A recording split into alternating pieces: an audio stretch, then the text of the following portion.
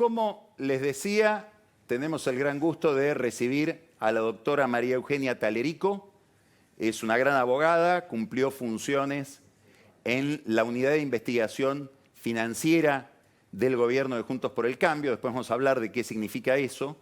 Y es una persona muy inquieta y además muy valiente en relación con los problemas que tiene la Argentina en materia de institucionalidad. Y ha tenido varias iniciativas para explicar esos problemas no solamente entre nosotros, sino también en el exterior. Y parte de esas iniciativas es este libro, Institutional Destruction, que se publicó en el Instituto para la Democracia de los Estados Unidos. Correcto. Sí, Carlos. Bienvenida, Eugenia. Bueno, Contanos un poco qué querés decir en ese libro. Bueno, gracias, Carlos, por la invitación. Este libro refleja una presentación que se hizo en diciembre del año pasado en varios organismos internacionales que, en principio, tienen documentos y guías y políticas para guiar a los países en materia de la lucha contra la corrupción. La corrupción hace tiempo ya está siendo vista como un problema endémico de los países que, cuando es sistémica y es estructural, compromete el buen desarrollo de los países. ¿Por qué? A ver, ¿qué relación hay entre corrupción y desarrollo? Y a lo mejor terminaba diciéndote incluso variables macroeconómicas que sin que la corrupción que afecta, ¿no? O la falta de integridad, en definitiva, que afecta a los países. Cuando la corrupción es sistémica y es estructural, afecta, por ejemplo, la seguridad jurídica, porque las instituciones no funcionan de acuerdo al cumplimiento de la ley, sino que funcionan de acuerdo a los estándares que te marca la corrupción. Cuando se instala la corrupción en los países, la vigencia de la ley cede frente a lo que necesitan hacerse o lo que necesita hacerse por corrupción. No hablamos solamente de corrupción económica, sino también de abusos de poder, de lobbies o de interferencias que llegan a ser delictivos y que dentro de los parámetros de corrupción son sancionados. En definitiva, también afecta el clima de inversiones, porque donde hay corrupción, las reglas para hacer negocios en los países, y hablamos siempre de corrupción sistémica y estructural como muchos de los países de la región, afecta el buen clima de negocios y de inversiones propias y ajenas, porque un país donde las reglas para hacer negocios es la corrupción, se alteran las reglas de la sana competencia, porque para hacer negocios tenés que pagar peajes o afectar estamentos institucionales. Entonces, todas las funciones del buen funcionamiento del Estado se afectan cuando hay corrupción en los países. Y esto afecta el desarrollo porque hay, más allá de los programas económicos que puedan tener los gobiernos con metas financieras, fiscales y monetarias, si los pilares del cumplimiento de la ley, de la vigencia del Estado de Derecho, son afectados, el daño institucional hace que esos países no generen confianza. Y si los países no generan confianza, y ni que hablar lo que necesitamos en la Argentina, generar confianza, se afecta, el daño es tan grande que en definitiva termina afectándose la capacidad que tenemos los países para desarrollarnos, cumplir con nuestros compromisos y obviamente atraer inversiones propias y ajenas. Hay un aspecto del problema de la inseguridad jurídica ligada a este problema de la corrupción, que no está suficientemente desarrollado a mi juicio, y me gustaría saber tu opinión sobre el tema. Y es, ¿cómo sufren ese déficit o esa deformación los pobres? Sí, claro. Digamos, si yo tengo un derecho a obtener tal beneficio y tengo que pasar por la red de un puntero, o para obtener la vacuna tengo que ir a un vacunatorio de tal. Todo eso habitualmente no se presenta como inseguridad jurídica, o aquel que es torturado en una comisaría, digamos, o los casos de arbitrariedad policial que conocemos en todo el país. Hay toda una relación o una presencia de la inseguridad jurídica calamitosa en el mundo de los pobres, cuando ese concepto normalmente se asocia a la seguridad jurídica que un país le ofrece a los inversores, a las multinacionales, etc. ¿Cómo ves vos ese problema? Es que hay una relación directa, ¿no? Estamos hablando por ahí de corrupción, cuando la corrupción atraviesa estamentos para que haya inseguridad jurídica. Y de arbitrariedad del Estado frente a la aplicación de la ley, ¿no? Por supuesto, sí, claro que sí. La cuestión es que la afectación a los pobres es directa porque, por ejemplo, donde hay decisiones políticas afectadas por corrupción, las usurpaciones de terrenos, cómo te llega a vos hechos de justicia social que se desvían de sus canales habituales porque hay corrupción y entonces no le llega a la gente las cosas tal cual le tienen que llegar. Entonces la seguridad jurídica no es un tema solamente de inversores y de hombres de negocios, sino que afecta directamente a la gente, a sus posibilidades de trabajar, a libertad. Cuando, por ejemplo, la corrupción tiene que ver con una decisión de gobierno o el gobierno hacia un sentido, muy difícilmente tengas jueces que reaccionen, ¿no?, para proteger a la persona que está denunciando que le pasa alguna situación, expropiaciones, afectaciones a tu libertad, incluso también ahora las cuestiones de educación. A ver, ¿cómo ves ese problema vos del comportamiento de la justicia en todo esto? Yo lo que creo es que en un país normal las cosas deberían funcionar de acuerdo a las reglas del Estado de Derecho, la división de poderes, los controles. En un país como en este momento Argentina, que está sometido a un plan de desmantelamiento institucional, donde tenemos jueces perseguidos porque hicieron las cosas como las tenían que hacer, un procurador general de la Nación que quedó en un cargo porque la ley lo puso allí y la política no se puso de acuerdo para poder proponer quién debía ocupar ese cargo, a quien están atacando, diría, en forma personal. Servicios de inteligencia, como vos decís también, que funcionan para hacer cosas que no tienen que ver con la ley o con la que la gente necesita. Y bueno, estamos en un estado de situación de caos, donde es muy difícil que sin orden no tengamos ciertas estabilidades y garantías en nuestras libertades y en nuestros derechos. Vos estuviste formando parte del gobierno de Macri como vicepresidenta de la UIF, sí, que es la Unidad de Investigación Información Financiera. De Información Financiera. Sí. Al cabo de esos 4 años, ¿qué aprendiste de todo este problema? Aprendí que Digamos, la Argentina... ¿En qué cambió tu imagen de la vida institucional? Vos obviamente llegaste ahí ya siendo abogada, digamos, teniendo participación política. Aprendí que en la Argentina es muy difícil. Recién describiste un almuerzo, ¿no? Y entonces la integridad de las personas que gestionan los lugares es muy importante. Acá tenemos que, para dejar de enfrentarnos unos con otros y tratar de buscar una salida a la situación en la que nos encontramos, tenemos que acordar. Y la desconfianza es muy grande porque siempre estamos hablando en mesas donde sabemos los problemas que tienen las otras personas en el sentido del almuerzo que describiste, ¿no? Entonces es muy importante la integridad, los valores que las personas tienen para gestionar y para hacer las cosas tal y cual las tienen que hacer.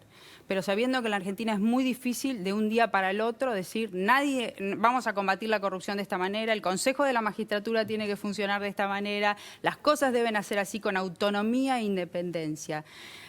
A veces yo digo, ¿cómo cuesta hablar de autonomía e independencia de los organismos de control, de los jueces y de los fiscales en un país donde estamos todos mezclados en ese almuerzo? Entonces es muy importante los valores de las personas que están en los lugares, que quieran como fin común tratar de mejorar las cosas, que va a ser muy difícil hacerlas de un día para el otro. Y por eso creo que el mensaje es, combatamos a la corrupción, paremos este plan de desmantelamiento institucional al que estamos siendo sometidos con persecución de personas, con inestabilidad en las instituciones y acordemos lo que le interesa a la gente porque la política está discutiendo hoy una ley de Ministerio Público porque ahora te voy a preguntar por la ley de Ministerio Público. Te quiero llevar antes a otro tema y es el siguiente. Desde hace un tiempo, probablemente... Si uno tuviera que... Esos procesos son muy difíciles de ser fechados, pero digamos, desde las Torres Gemelas para acá, en el sistema internacional se ha puesto en el primer plano la cuestión de la transparencia, sobre todo en el área financiera, delitos que eran importantes empiezan a ser más importantes, como el lavado de dinero, por ejemplo. Y si hay mucha corrupción, va a haber mucho lavado de dinero, y en un ambiente, en un clima de negocio favorable al lavado de dinero, prosperan otras lacras, digamos, ¿no? Instalación de mafias, narcotráfico, guerrilla. ¿Vos cómo ves? Ese libro está en inglés, está destinado a un público que seguramente no es argentino. ¿Cómo ves el comportamiento de la comunidad internacional y sobre todo de los organismos financieros en relación con la calidad institucional de los países, los problemas de corrupción? El otro día, el lunes pasado, Alfonso Pratgay comentó acá, en realidad contó un dato, puso de manifiesto una información muy interesante, que es que en el acuerdo con el fondo que firma Ecuador, una de las, que es muy parecida a la negociación de la nuestra, una de las condiciones es que haya una ley que tiene que ver con excluir gente que está perseguida por la justicia de la competencia política. Yo sé que vos estuviste metida en toda esta reflexión y tratando de hacer cosas en este sentido y me gustaría que lo cuentes. Bueno, es que aquí la ligazón entre corrupción y lavado de dinero es muy íntima, ¿no? Y también entre corrupción y narcotráfico, porque la corrupción es falta de integridad y es posibilitar que se lave dinero en un país, en los distintos países. Cuando es sistémico y estructural, peor todavía. El trabajo en particular da cuenta de algunos de los casos más importantes de corrupción que tramitan en la Argentina, uno de los cuales es Cuadernos, otro es la causa de Vialidad, el caso Báez, que acaba de recibir una condena, Otesur, Los Sauces. Embargos por 6.300 millones de dólares, ¿no? Entonces, estas sumas son de lavado de activos provenientes de la corrupción. Y hoy activar los controles en materia de prevención de lavados de activos y sancionar hechos de corrupción, llegar a dictar sentencias por hechos de corrupción, se tornan hechos importantísimos a la hora de evaluar a los países en esta materia. Argentina va a ser evaluada entre este año y el año que viene. Ya empiezan a recibir Argentina los cuestionamientos para ver cómo estamos cumpliendo. ¿Evaluada por quién? Por el GAFI. Por el Grupo de Acción Financiera Internacional. ¿Qué es el GAFI? El Grupo de Acción Financiera Internacional es un grupo de países que evalúa cómo se están cumpliendo la materia de la prevención del lavado de activos y el financiamiento del terrorismo en los países. Y el cumplimiento que se evalúa de modo que cuán efectivo estamos siendo en el combate y en la prevención del lavado de activos y financiamiento del terrorismo. Esto significa que si los países tienen altos índices de narcotráfico o altos índices de corrupción, se espera que la mayor cantidad de condenas que tienen en los países sean por lavado de activos y por corrupción. Hay que ser consistentes entre los riesgos en materia de lavado de activos y las sanciones, por ejemplo, que el sistema nuestro está aplicando. Entonces, los países tienen que mostrar eficiencia y efectividad, porque si no, lo que sucede con estos países es que se aumenta el riesgo a nivel internacional para operar y para comerciar con el resto del mundo. ¿Qué impresión tenés vos desde el lugar donde estuviste? Te preguntaba yo cómo se fue configurando la imagen del país a partir de esa experiencia, que es estar en un lugar muy técnico, pero donde se cruzan mucho los negocios, la política, el crimen. El tema del narcotráfico, ¿qué impresión tenés vos de lo que pasa en la Argentina en esa materia? ¿Qué conclusión sacaste de haber estado mirando todo el tema financiero, no? En la Argentina, cuando hablábamos del almuerzo, lo que yo quise decir es que para darle a las instituciones el rumbo que requieren, necesitas tener la ley en una mano y por el otro lado integridad y mucha voluntad.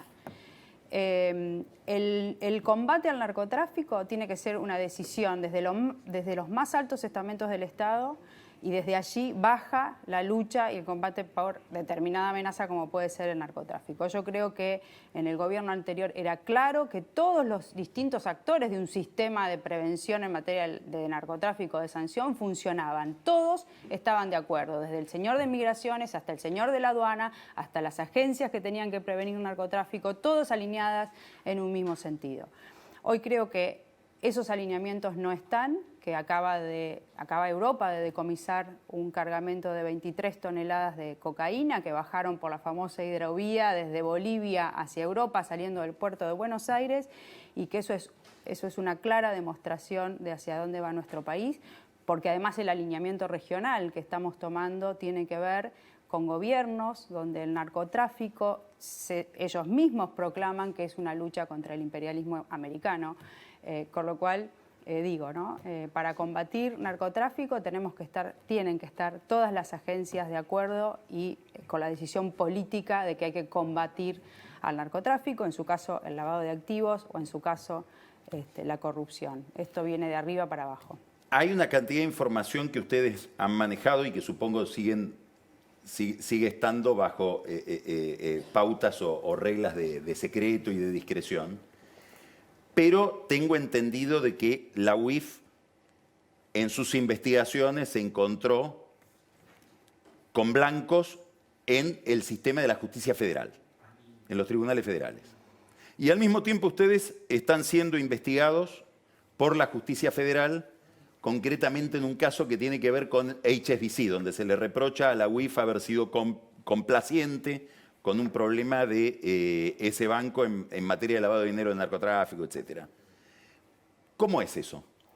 Bueno, el caso que se publicó en los diarios, que tiene que ver con una no sanción al banco HSBC, es un caso puntual en materia de prevención de los mecanismos que tienen los bancos para prevenir lavado de activos. Los bancos generan alertas, hay determinadas situaciones que se analizan y como consecuencia de eso se hacen los reportes a la Unidad de Información Financiera. Por otro lado, tenemos el combate al narcotráfico o los distintos delitos que surgen a partir de los análisis que puede hacer la UIF, que es otro canal, que es el canal de reporte de los bancos. El caso particular tiene que ver con alguna información un poco sesgada que está sacando un periodista a partir de una denuncia que hace el diputado Rodolfo Tailade, donde la resolución de la Unidad de Información Financiera en ese caso puntual fue no sancionar al banco, pero primero existe la facultad legal de las autoridades de la UIF de alejarse del dictamen del Consejo Asesor. El tema tiene que ver con el Consejo Asesor, cuando todas las líneas de la Unidad de Información Financiera, la Dirección de Supervisión de Sumarios y Asuntos Jurídicos habían dictaminado que en ese caso puntual el banco había hecho los deberes como correspondía, con lo cual no correspondía aplicarle una sanción. Ese cliente muy antiguo del banco resultó luego estar involucrado en un tema de narcotráfico. Ajá. Y en ese tema de narcotráfico la Unidad de Información Financiera como querellante tuvo, por supuesto, una actuación importante, incluso pidiendo la elevación a juicio del ex cliente del banco. La Unidad de Información Financiera, la gestión durante la anterior gestión, es la que más sanciones aplicó a los bancos. Incluso ese banco también fue sancionado. La mayoría de las sanciones aplicadas fueron ratificadas por la justicia. Esto no sucedía así en tiempos anteriores, donde las sanciones a los bancos eran anunciadas con grandilocuencia, pero la justicia rectificaba el 95% de las resoluciones de la UIF. En nuestro caso, las resoluciones serán confirmadas en un 98%. Quiero aprovechar el tiempo que nos queda para dos preguntas más. Vuelvo al tema narcotráfico y a la impresión que vos hayas tenido de tu trabajo en la UIF. ¿Qué relación hay entre narcotráfico y política en la Argentina? ¿Se puede sospechar que el narcotráfico en algún punto financia a la política, algún sector de la política, algún grupo político? ¿Te encontraste alguna vez con eso? ¿O estamos todavía lejos de eso, felizmente? No, yo no diría que estamos lejos, felizmente, de esto. Basta observar el comportamiento del narcotraficante por el título de Pablo Escobar Gaviria queriendo llegar a los estamentos más altos de la política. Basta ver las series de narcos y cómo la política atraviesa todos los canales de financiamiento de las campañas. ¿Y vos crees que algo de eso puede estar pasando en la Argentina? Hemos tenido casos, con lo cual yo creo que sí es posible que pase, claro que sí. Y la última pregunta. Vos planteaste una relación, y yo te insistí mucho en el tema, entre